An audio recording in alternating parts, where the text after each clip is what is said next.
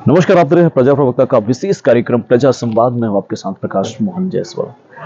प्रजा संवाद के इस विशेष कार्यक्रम में आज हमारे साथ मौजूद हैं राष्ट्रीय अध्यक्ष कृष्णदास गुप्ता, नाथू भोजवाल, श्री अखिल भारतीय कानकुब्ज वैश्य महासभा और मुकेश कुमार गुप्ता जी। आइए हम बात करते हैं, जानने की कोशिश करते हैं कि ये कार्यक्रम जो शहडोल में विशेष रूप से ये कार्यक्रम का आयोजन होने जा रहा है वो क्या है, किन उद्देश्यों को लेकर समाज काम कर रहा है और आने वाले ये जो समाज के एजेंडे हैं वो कौन कौन से ऐसे एजेंडे होंगे जिनको लेकर समाज जो है आगे अपने समाज के लिए, अपने समाज के उद्धार के लिए काम करने वाला। आप दोनों का बहुत बहुत स्वागत है। पूर्व मंत्री जी भी हमारे साथ मौजूद हैं। अध्यक्ष जी, किन उद्देश्यों को लेकर ये कार्यक्रम का आयोजन शहडोल में होने जा रहा है और कब होने जा रहा है और जो समाज का मूल उद्देश्य है वो क्या होगा? यह हमारा राष्ट्रीय अधिवेशन है, यानी कि हमारा एक सत्र का 2 साल माना जाता है। 2 साल में 3 कार्यकारिणी की बैठक होती है, एक अधिवेशन होता है। अधिवेशन में नए अध्यक्ष का चुनाव होता है। तो ये जो शहडोल में भारती पैलेस में दिनांक 22 दिसंबर एवं 23 दिसंबर 2023 को होने जा रहा है, यह हमारा जो है अधिवेशन है। इसमें नए राष्ट्रीय अध्यक्ष का पुनः चुनाव होगा या मनोनयन होगा। हमारे यहाँ 2 प्रक्रियाएं हैं। एक तो मनोनयन कर दिया जाता है। अब कोई कार्यकारिणी का सदस्य जो 3 टर्म पार कर चुका हो वही राष्ट्रीय अध्यक्ष के लिए वो दावेदार बन सकता है।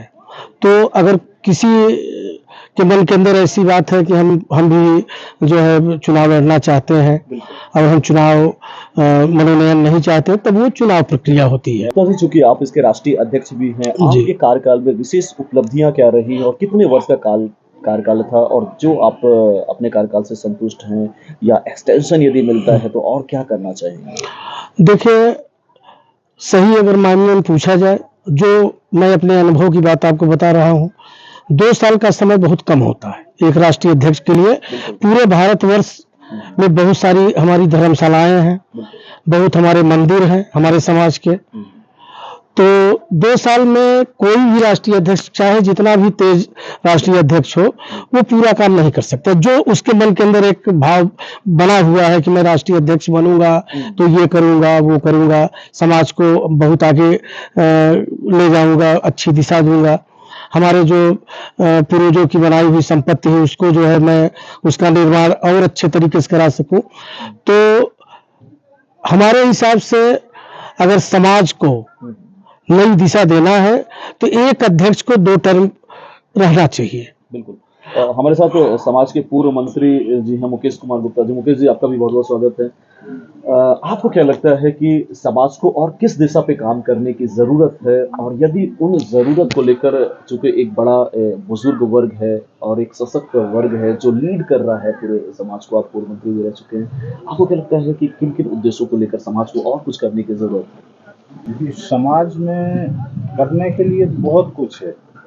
संभावनाएं कभी खत्म नहीं होती हैं और कहते ना, आवश्यकता आविष्कार की जननी होती है। तो अभी समाज में बहुत कुछ करने की आवश्यकता है और खास तौर पे जैसे हमारे राष्ट्रीय अध्यक्ष जी ने बताया, वास्तव में एक कार्यकाल एक अध्यक्ष के लिए बहुत छोटा होता है। पूरे देश में संपर्क करना, पूरे देश के लोगों से आपस में समन्वय बनाना, उसके लिए 2 वर्ष का कार्यकाल निश्चित तौर पर कम होता है।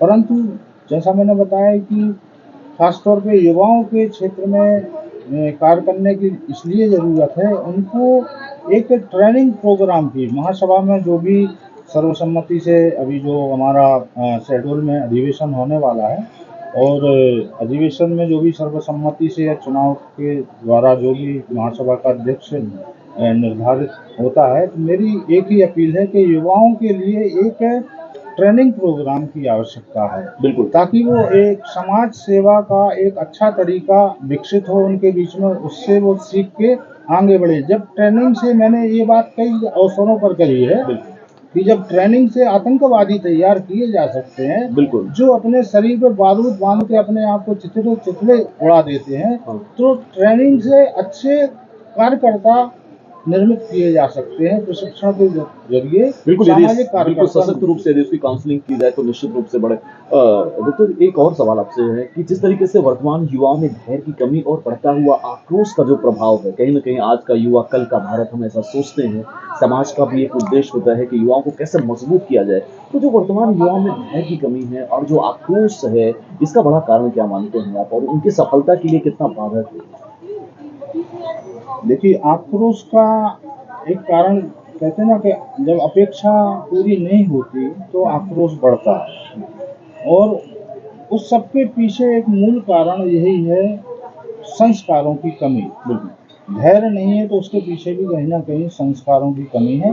तो संस्कारित कार्यकर्ता निर्माण करने के लिए हमें एक राष्ट्रीय स्तर पर और राष्ट्रीय स्तर के साथ में प्रदेश स्तर पर और नीचे जिला स्तर पर भी, ताकि जिला स्तर पर तहसील लेवल के जो कार्यकर्ता तैयार हों, ताकि वो समाज की बागडोर लेके समाज को आगे बढ़ा सकें। बिल्कुल, हम विश्व गुरु की बात करते हैं, लेकिन सबसे पहले हमें ही प्रशिक्षित होने की जरूरत है। एक बार पुनः मैं कृष्णदत्त जी के पास आना चाहूंगा।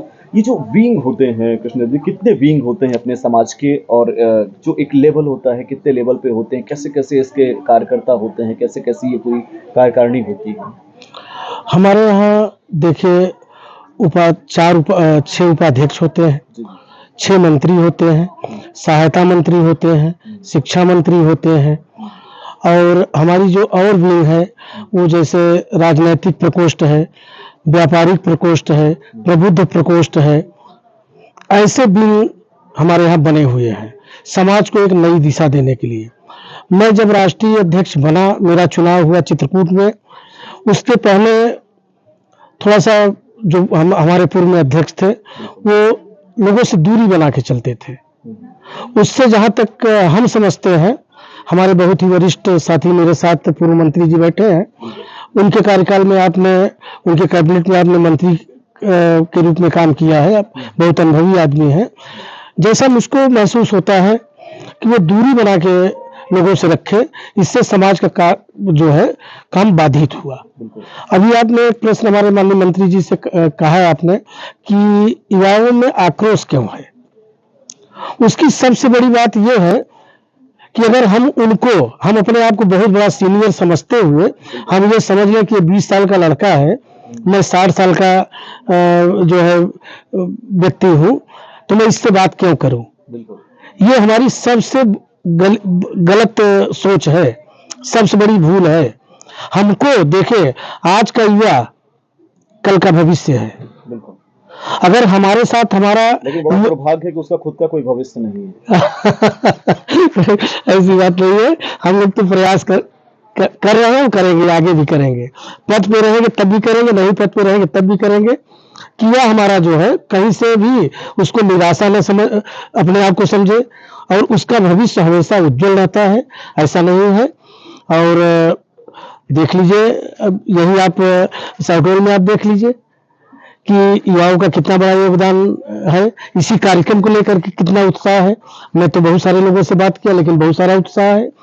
तो हम लोगों का यह कर्तव्य बनता है कि हम युवाओं को ज्यादा से ज्यादा लोगों को जोड़ें, अपने साथ रखें, अपनी बात को बताएं, तभी समाज को एक नई दिशा मिलेगी। इस बार स्पेशल रूप से, विशेष रूप से युवाओं के लिए क्या होने वाला है? युवाओं की जो एक लीडिंग पावर है, जो नेतृत्व क्षमता है, कैसे वो राजनीति में आए, कैसे वो जो उनके खुद के हुनर है उसको कैसे वो किसी मंच पर ले जाकर अपने आप को प्रेजेंट करें।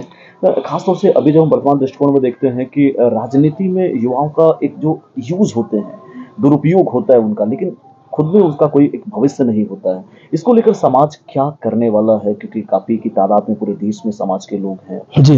अपना जो महासभा है, अपना जो सम्मेलन होते हैं, अपना जो उद्देश्य है, इसमें युवाओं को किस तरीके से सहभागी और प्रतिभागी बनाने के क्षेत्र पे काम करना चाहते हैं? देखिए, हमारे यहाँ नवयुवक संघ बना हुआ है, उसमें अंडर 25 ईयर्स के बच्चे हैं, वही राष्ट्रीय अध्यक्ष होते हैं।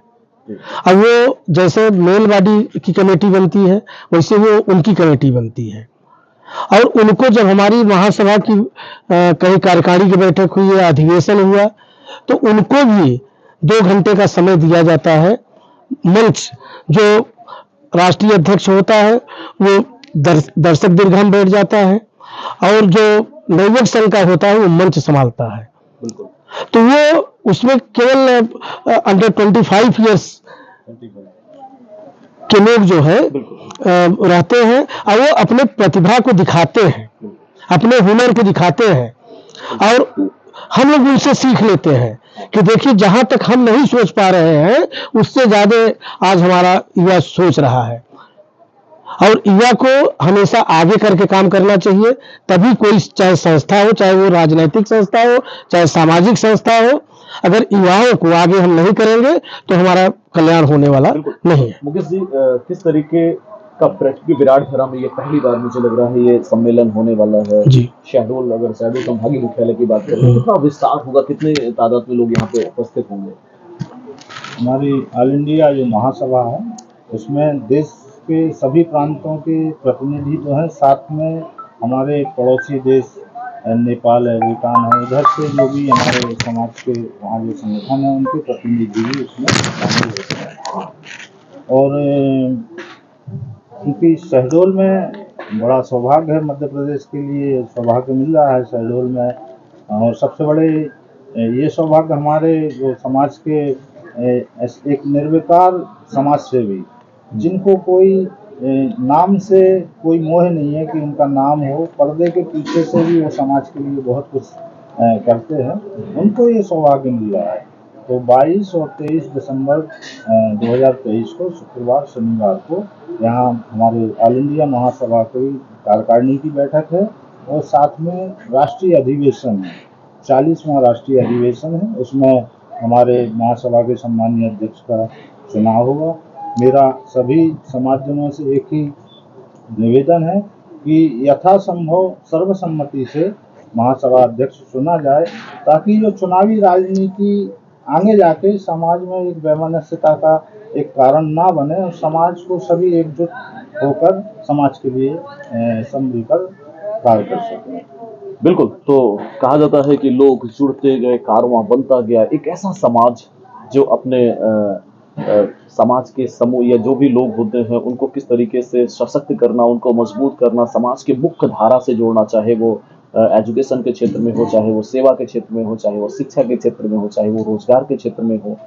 तो तमाम मुद्दों को लेकर, तमाम उद्देश्य को लेकर एक ऐसा बेहतरीन समाज जो अपने समाज के लिए समर्पित है। हमारे साथ मौजूद थे कृष्णदास गुप्ता जी, नातू भोजवाल राष्ट्रीय अध्यक्ष, श्री अखिल भारतीय कानकुद मैन वैश्य महासभा के मुकेश कुमार गुप्ता जी पूर्व मंत्री मौजूद थे, जो लगातार बता रहे थे कि किस तरीके से जो अभी सम्मेलन होने वाला है उसमें किस तरीके से उसका विस्तार होगा, किस तरीके से कार्यकारिणी नए सिरे से गठित होगी या एक्सटेंशन मिलेगा।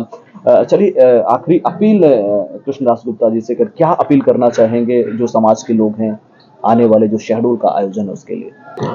मैं बस एक ही अपील करना चाहता हूँ कि समाज में सामंजस्य बना रहे, इसी से समाज आगे बढ़ेगा। चुनाव होता है तो एक थोड़ा सी दूरियां बढ़ती है, बिल्कुल। इस वजह से मैं चाहता हूं कि आम सहमति से अध्यक्ष का चुनाव हो जाए, ताकि समाज एक रहे। ये न हो किसी को ये अपमानित न होना पड़े कि मैं चुनाव हार गया। जब आदमी चुनाव हार जाता है तो उसको कहीं न कहीं से बड़ा कष्ट होता है। बिल्कुल। अब वो हमेशा टीज करता रहता है कि हम चुनाव हारे हुए हैं। मतलब कहने को चाहे जितना बड़ा वो समाज सेवी हो, लेकिन मन जब खराब हो जाता है तो समाज का विकास वहीं रुक जाता है। बिल्कुल, तो समाज का विकास रुक जाता है, विकास के पहिए थम जाते हैं। कुछ ऐसी उम्मीद करते हुए राष्ट्रीय अध्यक्ष की यदि सहमति से चुनाव हो जाए, सहमति से जो डिजर्विंग पर्सन है उनका चुनाव हो जाए, तो निश्चित रूप से जो समाज है, समाज का जो मूल उद्देश्य है वो पूरा होगा। और एक संदेश जरूर हम कहना चाहेंगे, हालांकि हम जब समाज की बात करते हैं तो जातियों के समूह को नहीं बल्कि मानव के समूह को समाज कहा जाता है। लेकिन जो समाज छोटे छोटे जातियां हैं, छोटे छोटे उपजातियां हैं, छोटे छोटे जो मनुष्य के हिस्से हैं बटे हुए होते, उनका उद्देश्य ये होता है कि विकेंद्रीकरण करके कैसे एक समाज को मजबूत किया जाए। और वो जरूरी भी है। तो एक ऐसी यूनिट, एक ऐसा दल, एक ऐसी टीम जो अपने समाज को, अपने लोगों को उत्साहवर्धन के लिए, मजबूत करने के लिए, सशक्त करने के लिए लगा है। हमारा भी पूरी टीम की, हमारे टीम की ओर से आप सभी को बहुत बहुत ढेर सारी शुभकामनाएं। Thank you so much.